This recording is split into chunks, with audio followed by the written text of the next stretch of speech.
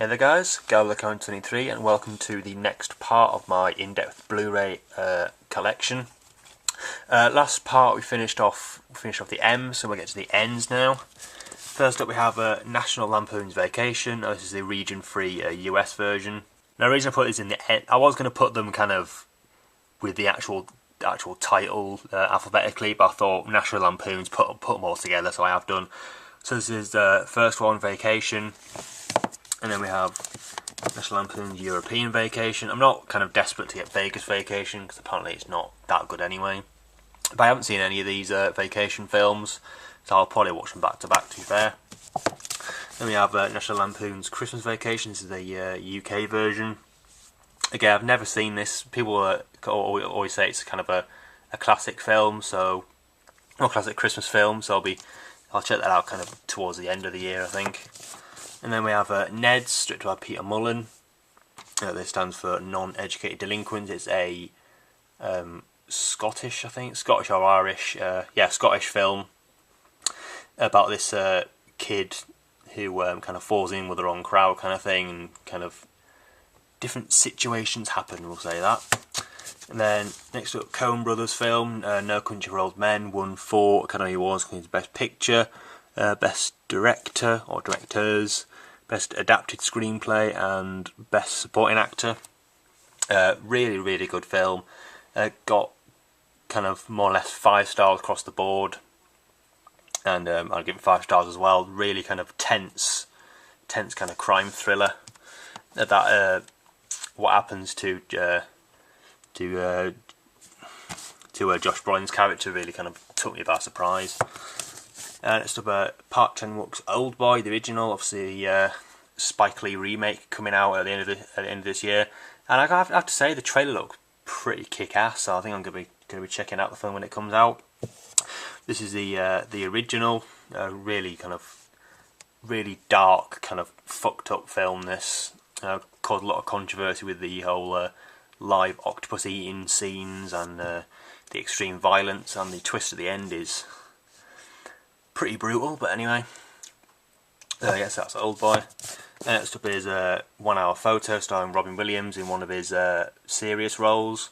He's had about 6 or 7 serious roles, I believe. And this is probably his best. Well, at least his best serious role, possibly his best kind of acting role to date. But a really kind of creepy film about a guy who works at a photo stand at a mall and becomes obsessed with a family who he develops photos for. Really creepy, great atmospheric film, that. And next up, The Orphanage. I think Guillermo del Toro produced this, or at least executive produced this. Directed by J.A. Bayona, who also directed The Impossible, which I still haven't seen. I saw this at the cinema. I thought it was really good. I haven't checked this out on Blu-ray yet, so I'll be doing that soon enough. Then we have another Nick Love film, Outlaw, again starring Danny Dyer, funnily enough. And this got absolutely slated by almost all the reviewers, apart from like Nuts and Zoom and all the lads mags and stuff. But I kind of, it's not really a guilty pleasure, but it's just kind of, I do enjoy watching it every now and again. Nick Love films, kind of, you either love them or you hate them, but I quite like some of them. I think probably the most successful one's probably The Sweeney, to be honest. A lot of people quite like that. So we have a Pixar Short Films Collection Volume 1, obviously containing some Pixar shorts. Weird. And yeah, I haven't. Most of these have been on kind of, like the front of Pixar films in the cinema. I'm enjoying quite a lot of them. Contains the first short, I think the first thing they ever did, at Luxo Jr. And then we have Planet Terror, directed by Robert Rodriguez. The first film in the Grindhouse double bill. And this is the more kind of, I guess, kind of more action-orientated horror film, with Death Proof being the kind of, the classic Tarantino kind of thing with lots of talking, but when the violence gets into gear, really good. But anyway, this is Planet Terror. I do prefer Death Proof a little bit better, but it's still a good. It's not really zombies; it's just more kind of infected film. Then we have Princess Bride, the classic Rob Reiner film, probably my favourite film of his, to be honest. Just absolute classic fantasy fantasy brilliance, just absolutely great. Still haven't checked this out on Blu-ray yet though. It's always kind of watched it when it's on TV and stuff, so that'll be pretty good. Also the steelbook of that is coming out soon, which I've pre-ordered. Then we have a Rambo, and this is the US version possibly, or yeah, I think it's a US version of Region 3. Mainly got it because I had the extended cut. I'm not sure if, because sometimes when they have extended cut, sometimes that cut is like the basic UK one, so I don't know if it's any different, but really kind of over the top violence, but really, really good. I have a Rango by Gore Verbinski, one of his, I think, 1 or 2 animated films. So yeah, really good animation. It's kind of a animal western kind of vibe, so pretty cool. And then we have Rec 1, Experience Fear.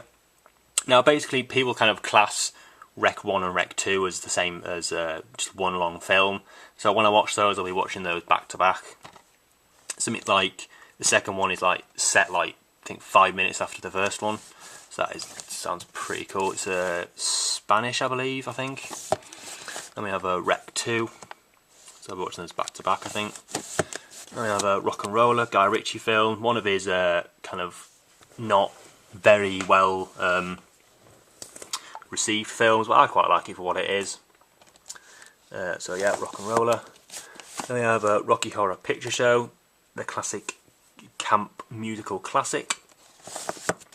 And then Role Models, starring Sean William Scott, Paul Rudd and Christian Mintz-Plasse.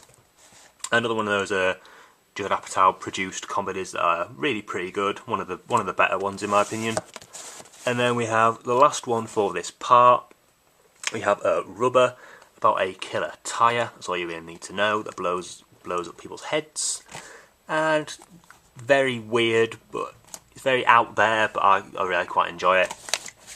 So that's going to be all for this part. It's a bit shorter, but I have a lot of kind of S titles, so I won't be able to kind of fit them in this video, so I have to make one video with just the S's. That always happens.